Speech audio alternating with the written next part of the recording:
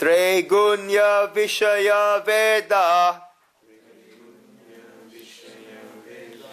Nistregunyo Pava Arjuna Nistregunyo Pava Arjuna Nirvandvo Nitya Sattvasto Nirvando Nitya Sattvasto Niryog Shema Atmavan Niryog Shema Atmavan. Arjun, the action of the threefold modes is a subject matter of the Veda, but do you become free, O Arjun, from this threefold nature? Be free from dualities, the pair of opposites, be firmly fixed in purity, not caring for acquisition and preservation, and be possessed of the self. Shri Krishna is saying that the threefold modes of nature, he says the threefold modes, tre gunya, are just about the material world. You must understand it. Shri Krishna is not criticizing the Vedas here. A lot of people read this, after reading this or hearing about this verse, they think he's criticizing the Veda. He's not criticizing the Vedas. He's telling Arjun first to be free from the threefold modes. Shri Krishna, look at this verse, he's showing us 5 ways in which one can become free from this threefold nature. Only after achieving these 5 things can it become a true person who does desireless actions. Guruji also always says that these 5 are the Panch Amrut. Who knows what Panch Amrut is? Panch Amrut?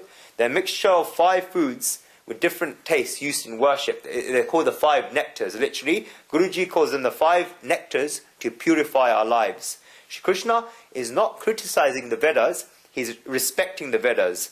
Shri Krishna cannot possibly criticize the Vedas because you see various places in the Gita where Shri Krishna has praised the Vedas. When he's describing his forms, his vibhutis, divine manifestations in the 10th chapter, Shri Krishna says, Vedanam Sama Vedosmi, meaning of the Vedas, I'm the Sama Veda.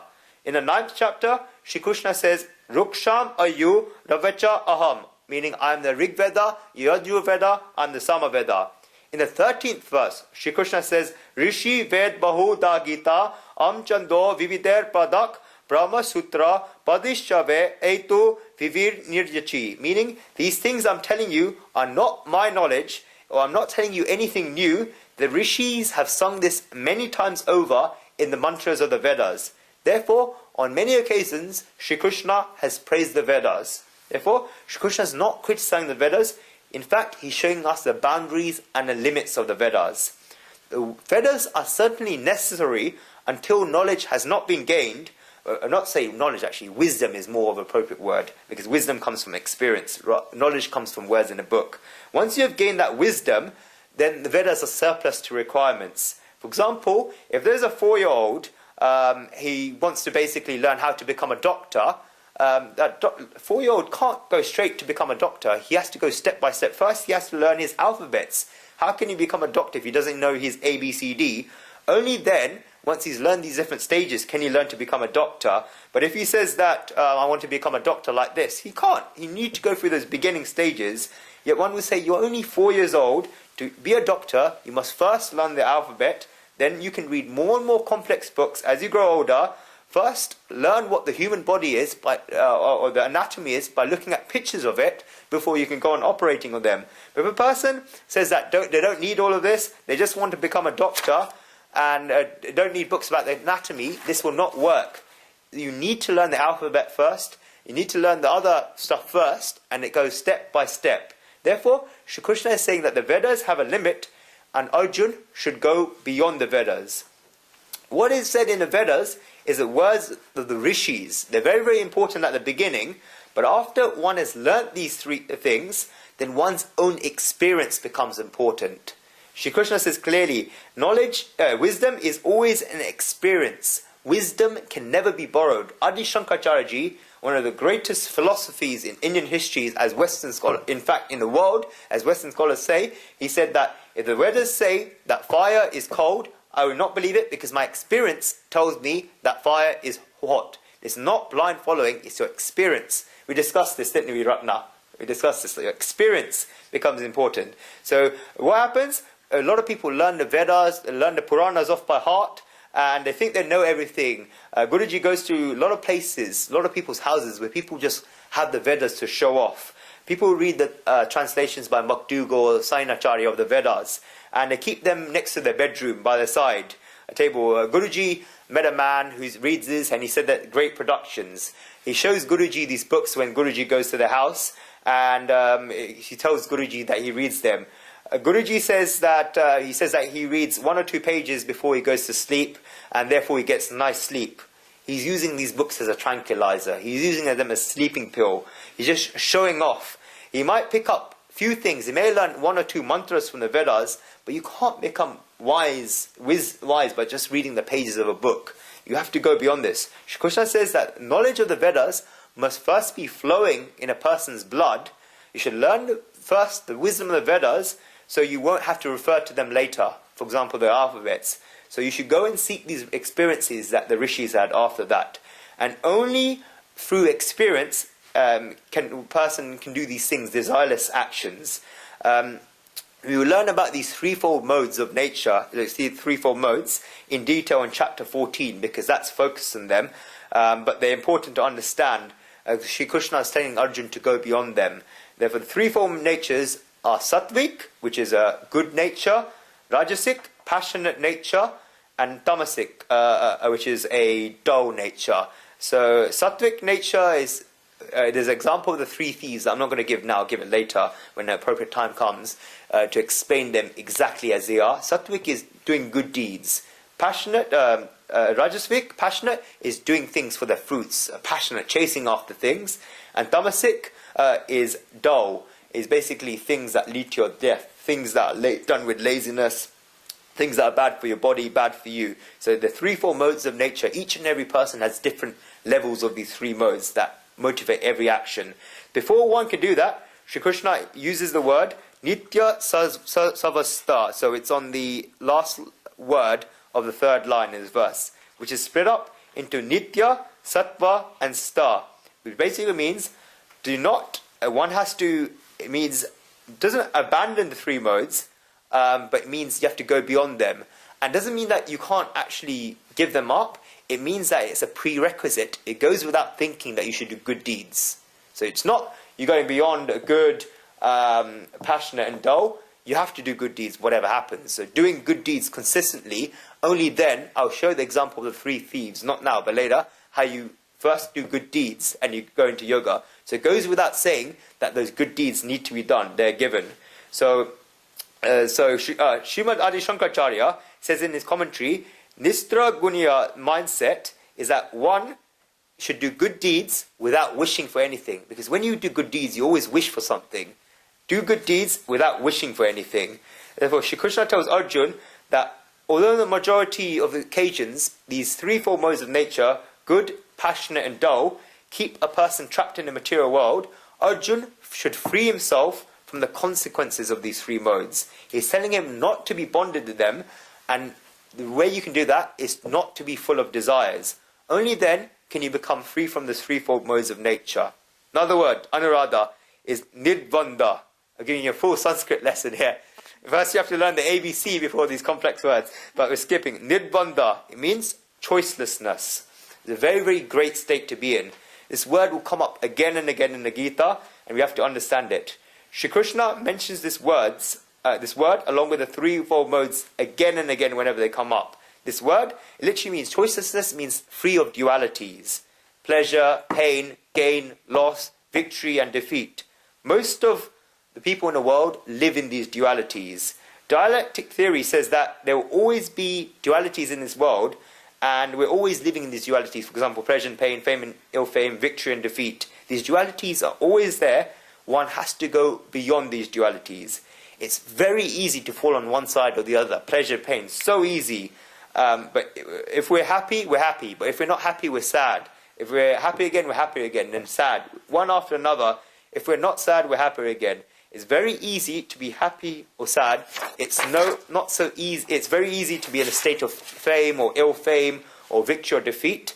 But to be in a state where one is neither happy nor sad, but in the middle is nidvanda. This is choicelessness. Who's been to Mumbai here? I've been there, yeah. When Guruji was very young, he grew up in Mumbai. His family's from Gujarat. He used to go to Chopati Beach. You heard of Chopati Beach? There were people that used to walk on this tightrope on the beach between two poles above the sea, but they would never fall in. They're always standing on that pole. He doesn't know if they're still there or not. You may have seen them. Guruji used to really much enjoy seeing these because they had this long bamboo stick stuck in the hands to help them balance. And if that person wanted to, he could fall on either side. It would been very, very easy to fall on either side. It could fall either to the left or to the right.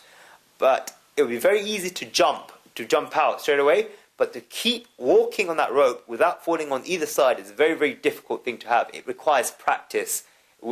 Practice begins in small amounts and you build up. The same way with Nidvanta, it's immaterial whatever side you choose. The moment you choose pleasure or pain, victory or defeat, fame and ill fame, you immediately fall into duality.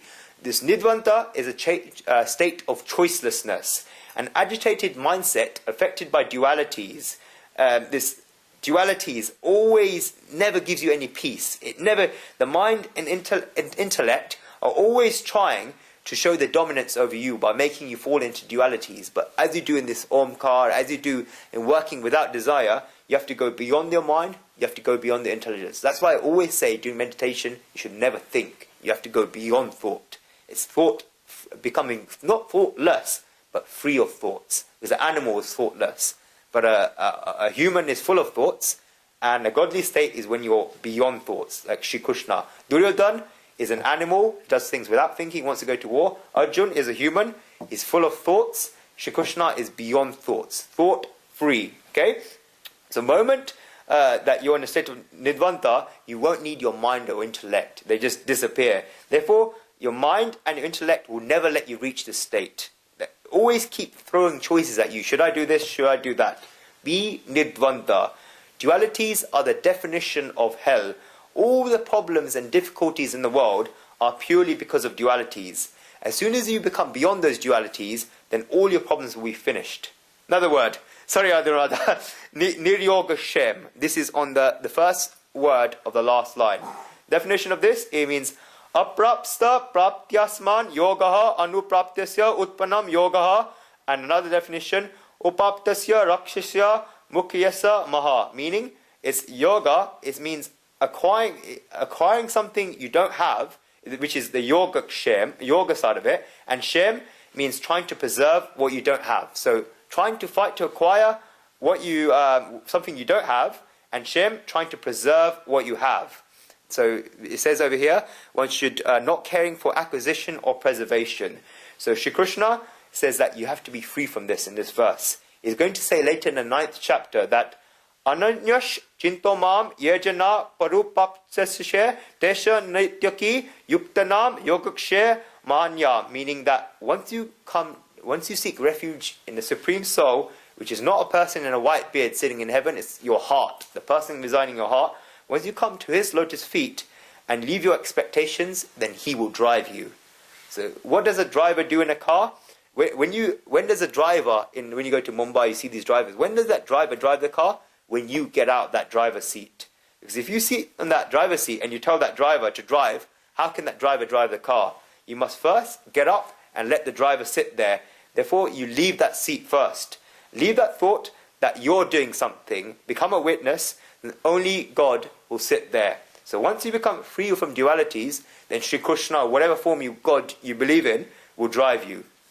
A little child puts this faith in the mother, and that's why the mother looks after the child in every way. In the last class we talked about when a child is holding its mother's hand crossing a road, has no worries because the mother will look after it. If a family is going on vacation, the child finds out about its vacation, tells its friends, the family is going on holiday.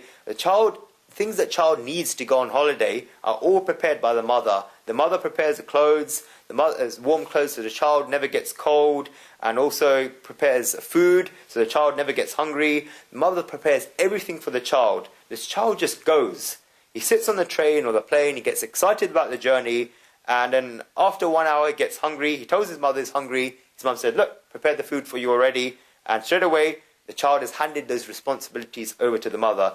As the child gets older, he asks his mother whether she's bought his clothes, whether his mum has done this and that, whether she's done his laundry, or the father. The mother still advises him, mother keeps advising him.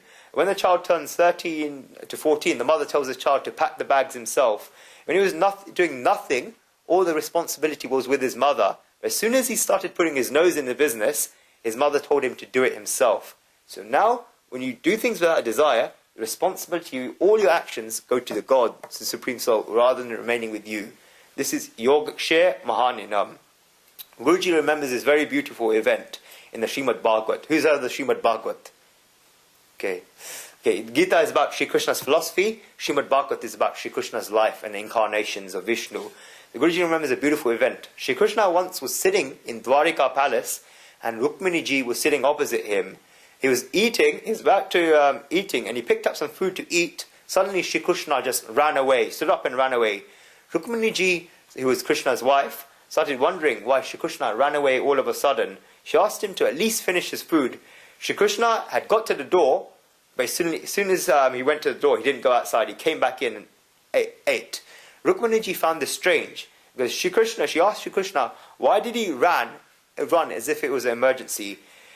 And then she asked Sri Krishna, why did he run all the way to the door and come back? Sri Krishna said, Rukmini ji, people were throwing stones at my devotee, and as soon as I saw that my devotee couldn't do anything about it, he was praying for me to protect him, and therefore I had to run. There's not a single person to save him. He put all his faith and trust in me, therefore I ran. Rukmini ji asked him, why did he stop and why did he come back? Shri Krishna said that as soon as I reached the door, I saw that my devotee had stopped and had lifted up the stones himself. As soon as he picked up the stones, I thought that there was no work left for me. As soon as he picked up the phone, that I thought, no use for me here, therefore I'll come back. Till there was total surrender, Shri Krishna ran fast to the door, but as soon as his devotee picked up that stone, as Shri Krishna ran back. I'm not talking about what would be the right thing for that person to do, I'm just talking about in terms of where the responsibility lies. Before, it lied with Shri Krishna, but now it lied with the devotee.